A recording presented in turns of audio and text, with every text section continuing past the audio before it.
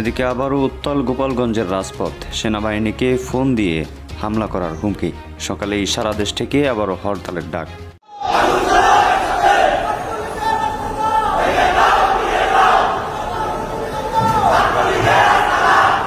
Bangabandhu guerrilla বাহিনীর প্রধান ছিলাম আমি।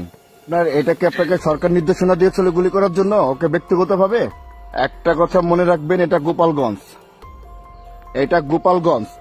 আপনাদের শত শত সহযোদ্ধাদেরকে মারছে, আপনারা কেউ কক্সবাজারে সমন্বয়কদের কুত্তার মতন পিটিয়েছে বিএনপি। বিস্তারিত জানতে ভিডিওগুলো দেখতে থাকুন।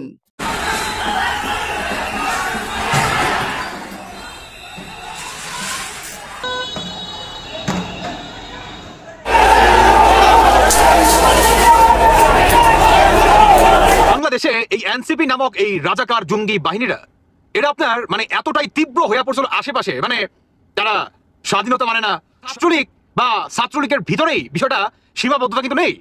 আপনার বিএনপি পর্যন্ত তীব্রভাবে এদের স্টেজকে কেন্দ্র করে বা এনসিপি কে উদ্দেশ্য করে যেই মিছিলটি তারা বের করে নিয়ে আসছে। এবারও এনসিপির কর্মসূচিতে হামলার ঘটনা আমরা দেখলাম। বারবার কেন এমন হচ্ছে? বারবার কেন এনসিপির ক্ষেত্রেই এটা হতে হবে? নবগঠিত এনসিপিকে নিয়ে নানা রকম ঘটনা ঘটছে। এবার কিন্তু রাজপথে জয় বাংলা জয় বঙ্গবন্ধু বলে স্লোগান দিচ্ছে গোপালগঞ্জ থেকে শুরু করে বাংলাদেশের 64 জেলার আওয়ামী লীগ, যাকে বলা হয় নিষিদ্ধ লীগের ছাত্ররা। দর্শক বন্ধুরা, তাহলে কি আবার আওয়ামী লীগ ক্ষমতায় আসতে চলেছে? আজকের ভিডিওটি খুবই গুরুত্বপূর্ণ, বিশেষ করে আওয়ামী লীগ ভাইদের জন্য। আশা রাখবো সম্পূর্ণ দেখে যাবেন।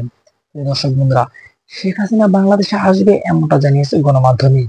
যদি শেখ হাসিনা সত্যি বাংলাদেশে আসে, তাহলে বাংলাদেশের মানুষ তাকে কিভাবে গ্রহণ করবেন, কতটা স্বস্তির বোধ করবে বাংলাদেশের জনগণ?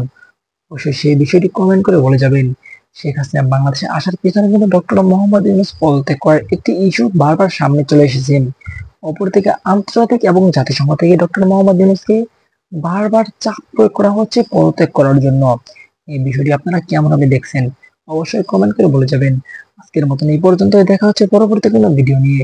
সেই পর্যন্ত ভালো থাকুন, সুস্থ থাকুন, এই চ্যানেলের সাথেই থাকুন। আল্লাহ হাফেজ।